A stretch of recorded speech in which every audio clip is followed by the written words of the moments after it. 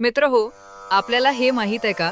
लोकमान्य टिळकांनी गणेशोत्सव साजरा करण्यापूर्वीच 1695 मध्ये राजाराम महाराजांनी सिंधुदुर्ग किल्ल्यावर गणपती पूजला होता. काय हे याची ख्याती? मालवणी एक्सप्रेसचा हा खास एक्सक्लुझिव्ह रिपोर्ट. कोकणात गणेशोत्सव मोठ्या उत्साहात साजरा केला जातो. कोकणातील लोक उत्सवप्रिय मानले जातात. ऋण काढून सण करण्याचीही इथे परंपरा आहे. एकूणच इथले सर्व सण पाहता त्यातील सर्वात मोठा व महत्त्वाचा सण म्हणजे गणेशोत्सव होय. घराघरात साजरा केला जाणारा गणेशोत्सव आता कोकणातही सार्वजनिक स्वरूपात पुढे येतो हे खरे असले तरी अगदी लोकमान्य टिळकांनी पुण्यातील सार्वजनिक गणेशोत्सव सुरू करण्यापूर्वी म्हणजे 1695 मध्ये सिंधुदुर्ग किल्ल्यावर राजाराम महाराजांनी सार्वजनिक स्वरूपात गणपती पूजला होता. अर्थात राजाराम महाराज व लोकमान्य टिळक या दोघांचेही उद्देश वेगळे होते.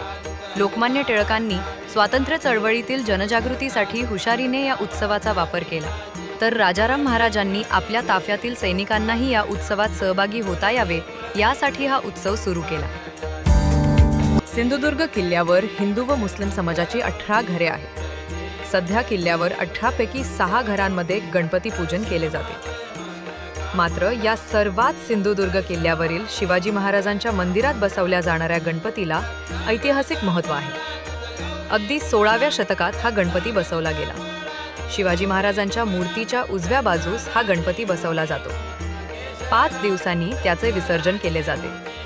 या काळात मंदिराचे पुजारी त्याची विधिवत पूजा करतात. गेली बरीच वर्ष हा गणपती मालवणमधील वायंगणकर बंधूंच्या मूर्तीशाळेत तयार होतो.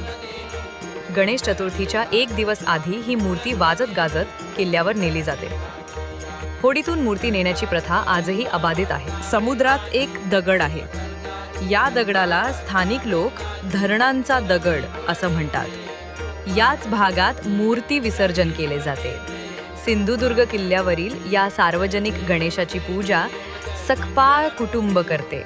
आणखी एक वैशिष्ट्य म्हणजे तेवढ्याच भक्तिभावानं या मूर्तीची पूजा मुस्लिम बांधवही करतात. सिंधुदुर्ग किल्ल्यावरील गणेशोत्सवालाही तशीच ऐतिहासिक किनार आहे.